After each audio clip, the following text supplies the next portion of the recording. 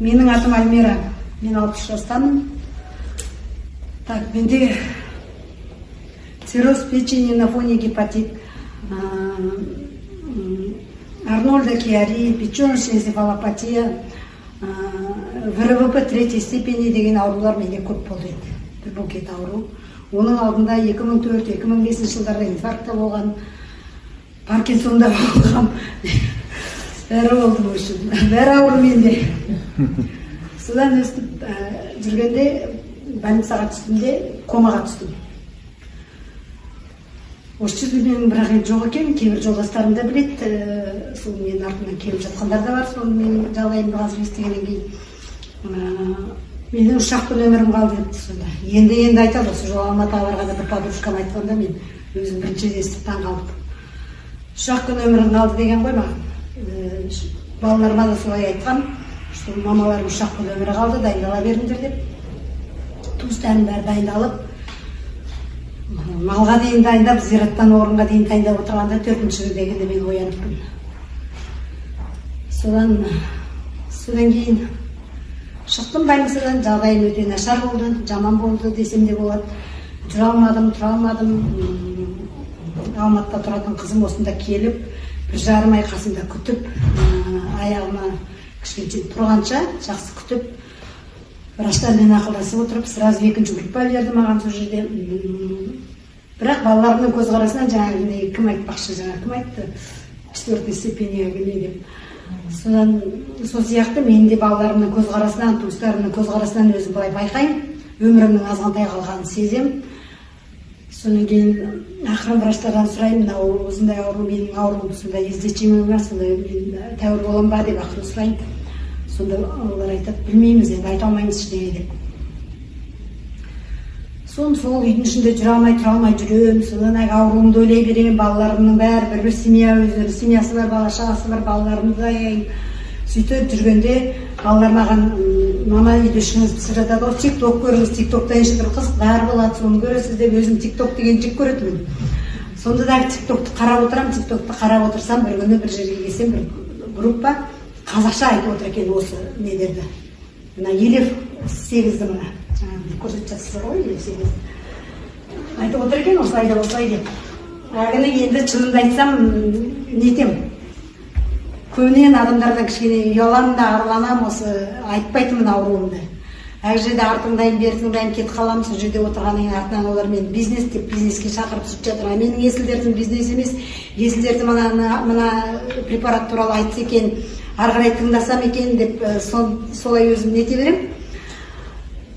Олар болмайды, қайда істейсіз десе, мен қайда істеймін деп қоям. Енді мен ауырып жүрсем де, өзім қатты ауырып жүрсем де, бұрынғы жұмыс орныма апарып, туыстарым, сіңілдерім бәрі апарып, енді совсем мен түсіп бара жатқаннан кейін елдің арасына барсын деп, шынын айтқанда жұмысқа да шығарып қойды. Жұмыста да келісіп әйтеуір нетеді. Жұмысқа да барам, әзер жүрем, әзер отырам, сөйлей алмаймын, шаршап қалам. Әйтеуір сонда да өлініп салынып жүріп, содан осы мына Елев 8-ге ұзын сөздің қысқасына келеді, Елев 8-ге кез болдым. Ары ойланып, бері ойланып, интернеттің бәрін қопарып оқыдық. Содан кейін бір күні үлкен қызыма айттым, ай осылай екен деп сөйлеп, мама көзіңіз жайнап тұр екен, сіз сондай қатты ұнатып тұр екенсіз, ішсеңіз ішіңіз дейді. Алдында неше түрлі БАДылар әкеліп берген кезде ренжитімін, қазір ішпеймін, мен ішпеймін, маған төк әкелмеңдер деп, талай ақшалары, талай былай кетіп қалған кездері болды. Алып келеді, енді оны қайтадан өткізетін емес, мен ішпеймін.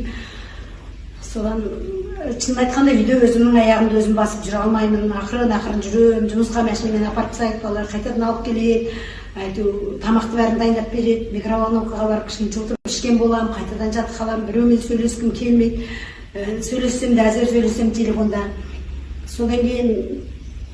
Содан бір күні тұрдым да, ана кісілерге айттым, жоқ, мен ана жаңағы Елев 8-ді мен ішем деп шықтым. Соны неге ішесіз? Жоқ, ішкім келіп тұр, ішем дедім. Содан кейін соны алып мен іше бастадым Елевті.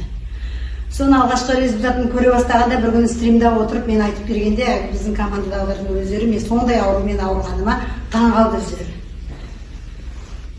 Содан кейін осы Елевтің мен пайдасын, нәтижесін 5 күннің ішінде маған уже біліне бастады. Өзім сезе бастадым, үйдің ішінде ақырын жүре бастадым.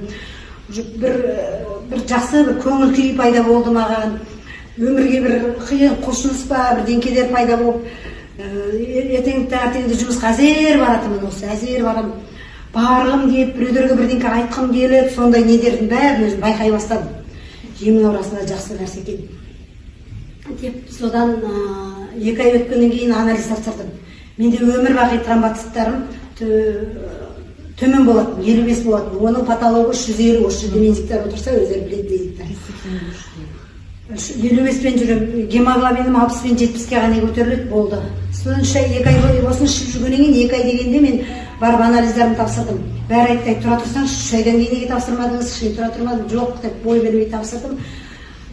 Барғанда мен тромбоциттарым 146-ға көтерілді, гемоглобинім 137-ге көтерілді. Содан кейін енді осы жерде Нәзигүл Молдашевнаны бәрі біледі енді. Сол Нәзигүл Молдашевна мені қарап, кушеткаға жатқызып қарады да айтты маған не деп,